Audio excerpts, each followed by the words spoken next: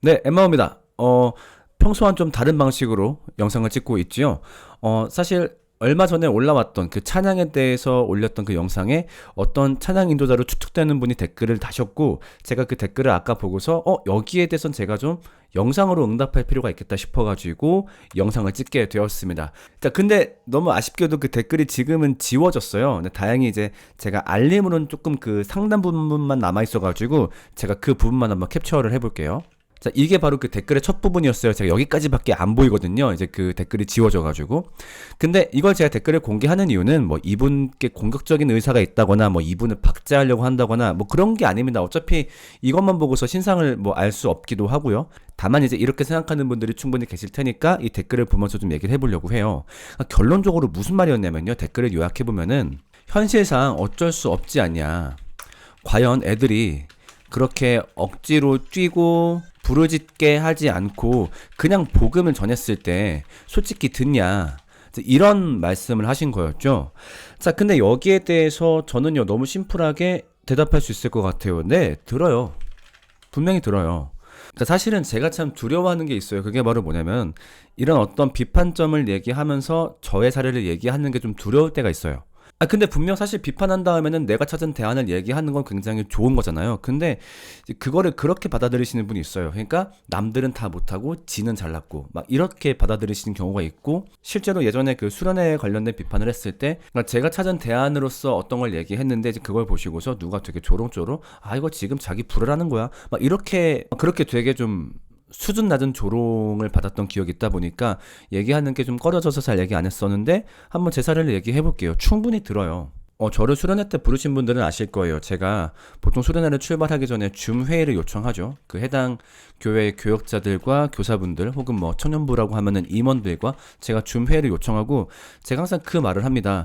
뜨거운 찬양과 기도회가 없어도 괜찮겠냐. 개인적으로는 그걸 별로 지향하는 편이 아니다. 라고 얘기를 하죠. 그럼 어떻게 하냐. 제가 오히려 부탁드린 건 찬양은 좀 짧으면 좋겠다. 길면 좀 피곤할 수 있으니까. 대신에 무엇을 할 거냐. 우리는 이야기하고 나누고 대화하고 질문할 거다. 이렇게 얘기를 하죠. 그 다음에 제가 정말로 많이 연습하고 가다듬었던 복음에 대한 이야기를 나눕니다. 네, 그럼요. 듣습니다. 분명히 들어요.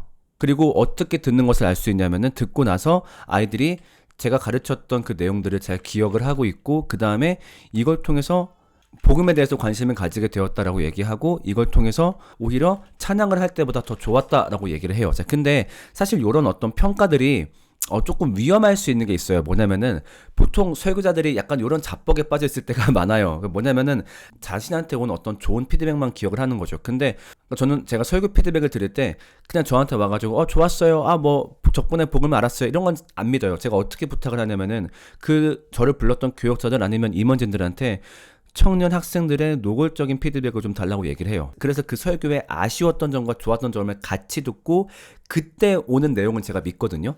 그래서 그때 왔던 피드백들이 이런 거였어요. 진짜로 그 내용들을 기억하고 그걸 계기로 복음을 알게 되고 그걸 계기로 정말 구원 하나님을 바라보게 되었다. 이렇게 얘기를 하거든요. 자, 그럼 다른 분들은 왜 복음 가르치니까 안 된다라고 얘기하고 너는 왜 가능하냐라고 얘기한다면요. 저는요, 제가 조금 건방질 수 있는 질문 한번 드려볼게요.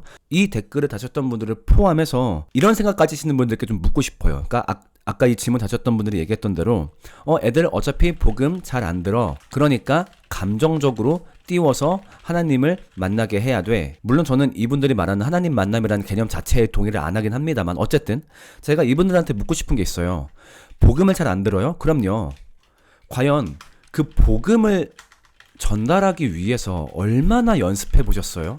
전 이걸 좀 묻고 싶어요. 찬양 인도 연습하고요. 악기 연습하는 건 진짜 많이 연습해요. 막 한 곡당 붙잡고서 최소 3, 40분 연습하고, 그래서 막 하루 전체 수련회 콘트리 연습한다. 그럼 그거 갖고 막 몇 날 며칠 연습한단 말이에요. 모여서 합주하고 맨날 해요. 그러면 그것만큼 정말로 이 기초적인 복음을 전달하기 위해서 마치 악기 연습을 하듯이 자신의 글쓰기의 기본기를 점검해보고, 정말 열심히 그 기초복음을 말하는 설교문을 작성해보고, 혹은 이 기초복음을 잘 전달하시는 분들 거를 카피해서 분석해보고 자기 것을 적용해보고, 그 다음에 이것을 내 언어에 맞게 글쓰기를 구성해보고 주변의 평가를 받아보고 거울 앞에서 연습해보고, 그 다음에 이걸 어떻게 더 전달할 수 있을까, 보조자료 PPT가 되었든 영상이 되었든 그런 것들을 찾아보고 혹은 만들어보고 그거랑 같이 한번 연습해보고 외워보고, 이걸 저는 얼마나 하셨는지 찾으셨는지 묻고 싶어요. 왜냐면요, 솔직히 이거 전념하신 분을 찾기가 굉장히 힘들어요. 그런데 이거 열심히 하시는 분들은 찾기 굉장히 쉬워요. 왜 그럴까요? 솔직히 말하면요, 이게 좀 재밌어요. 이게 좀 자극적이고 뭔가 가슴에 확 차는 것도 있고요. 솔직히 연습한다 하지만 그 연습 자체가 좀 재밌는 것도 있잖아요. 막 합주하고 하니까. 제가 그걸 왜 모르겠어요. 저는 음악을 전공한 사람인데. 근데 사실 사역자라고 했을 때 본질은 이거 아니에요? 근데 이건 좀 재미가 없죠.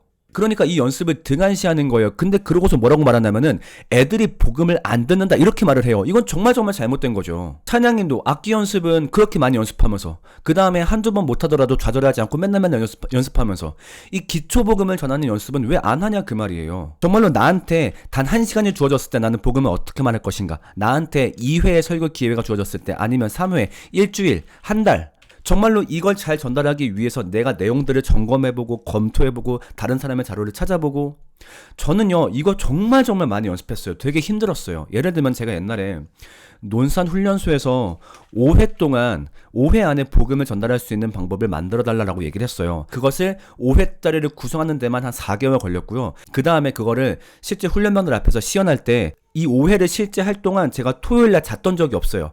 밤새서 연습했어요. 밤새서. 이걸 제가 잘 못해가지고요. 아니요, 이거 사실 저 맨날 하는 내용이었어요. 어차피 논산훈련소 가기 전에도 그리고 지금도 똑같이 하는 말들. 근데 이거를 거기서 어떻게 하면 더 효과적으로 전달할 수 있을까 마지막까지 점검하고 검토하고 PPT 다시 디자인하고, 그 다음에 애들 앞에서 이걸 어떻게 말을 할까, 입장할 때 여기서 입장할까, 여기서 입장할까, 제스처는 이렇게 해볼까, 이렇게 해볼까, 이 개그 포인트는 넣을까 뺄까, 아니면 개그 포인트가 안 웃기려나, 이거 저 정말 정말 열심히 했어요.